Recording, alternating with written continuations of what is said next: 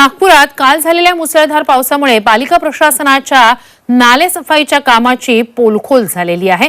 नंदनवन परिसरात काल अनेक घरांमध्ये पाणी शिरलं, त्यामुळे संसार पाण्यात गेला। घरातील अन्नधान्यापासून अनेक सामानाचं नुकसान झालंय।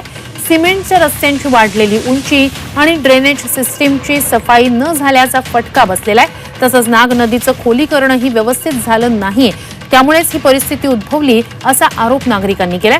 एवढं होऊन सुद्धा मदतीला कोणीच आलं नाही असा आरोपही स्थानिकांनी केलाय। तर याचा आढावा घेतला आमचे प्रतिनिधी अमर काणे यांनी।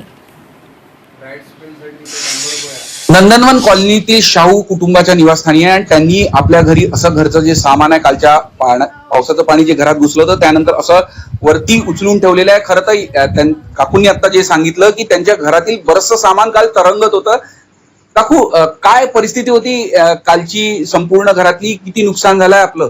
नुकसान तर खूप झालेलं आणि पूर्णच म्हणजे आमच्या घरच ना, आम्ही चहा करू शकलो ना, स्वयंपाक करू शकलो, काही खाऊ पण नाही शकलो। चारी लाईन मधल्या सर्व घरांमध्ये पाणी घुसलेलं होतं आणि ही परिस्थिती जवळपास 10-15 वर्षापासून सतत सुरू आहे। जेव्हापासून सिमेंट रोड बनला या ठिकाणी तेव्हापासून ही परिस्थिती जास्त वाढली।